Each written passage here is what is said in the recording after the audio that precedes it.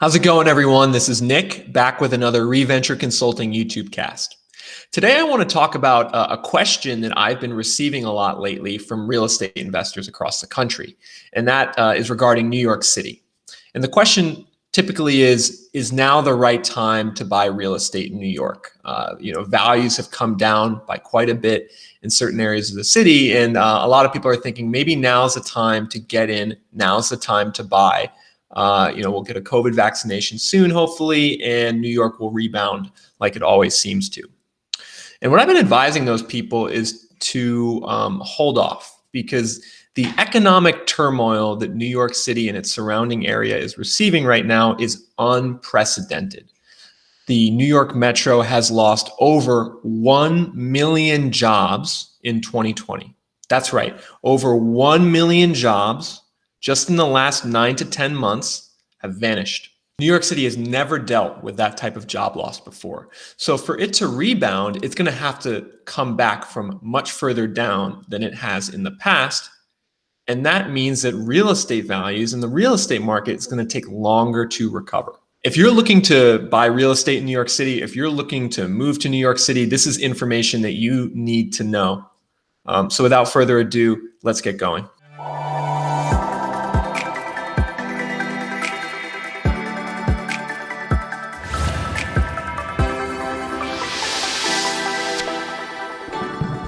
Let's start off with this very simple graph that tracks New York's metro level employment, this red line, by month of the year, January, February, March, April, etc. So back in February 2020, just 10 months ago, New York's metro level employment was 9.65 million. And let's just walk through that for a second. So when I keep saying metro level, that's talking about New York City and its 5 boroughs, as well as some of the surrounding suburban counties in northern New Jersey, in southern New York, which would be Westchester County, and a little bit into Connecticut. So it's New York City and then some of those surrounding suburbs had 9.65 million jobs back in February. Then during the COVID crash in April, that went all the way down to 7.98 million. So it went down by almost 2 million in the span of 2 months. And then, fortunately, you could see New York started rebounding. It grew some jobs in May, then a lot more jobs in June, a lot more in July, and then it got to 8.63 million in August. So that would have been 1 million less, August 2020 to February 2020. But something unfortunate happened at that point. The rebound in jobs stopped, because then in September, it stayed the same. In October, it stayed the same. Based on the October 2020 Bureau of Labor Statistics job report, New York is sitting at 8.62 million jobs, over 1 million lost from just 8 months prior to that in February. We don't have data on November yet, but given that the weather got colder and outdoor dining declined and some more COVID restrictions came into place, it's likely that November's numbers will be the same as October's or even slightly below. So we're dealing with 1 million jobs lost in 2020 in the New York metro area. And worse, it's been stuck now at 1 million jobs lost for about 3 months. New York isn't making any of the gains anymore that it was making over the summer. And this is really concerning, because the longer that people stay unemployed, the less likely it will be that they're going to find a job. There's numerous economic studies which show once people pass the 6-month mark of unemployment, something called structural unemployment sets in, where they start to lose skills, they start to lose connections with their network, and it just becomes harder and harder to get a job. Additionally, a lot of people are also just taking this opportunity to leave the city. If you don't have job prospects and it doesn't look like things are getting better, you might just pick up sticks and go someplace else. So that's also a reality that New York is facing, is that maybe when things do reopen fully next year with the COVID vaccine, a lot of people might have just left. Now, one storyline I keep seeing repeated is that New York is resilient, and it faced 9/11, it faced numerous issues before. Back in the late 80s, early 90s, New York was struggling, and it's always managed to bounce back.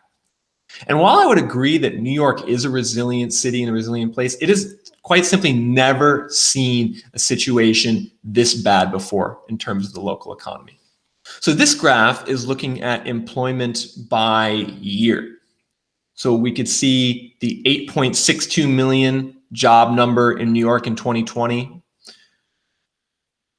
And we could see that it was 9.61 million back in 2019. So it was a million higher. But now we can go back through time and see how New York's job situation has shifted over the last 30 years. So you can see that in the early 90s, New York was struggling. Employment declined from about 8.18 million in 1990 down to 7.8 million in 1992.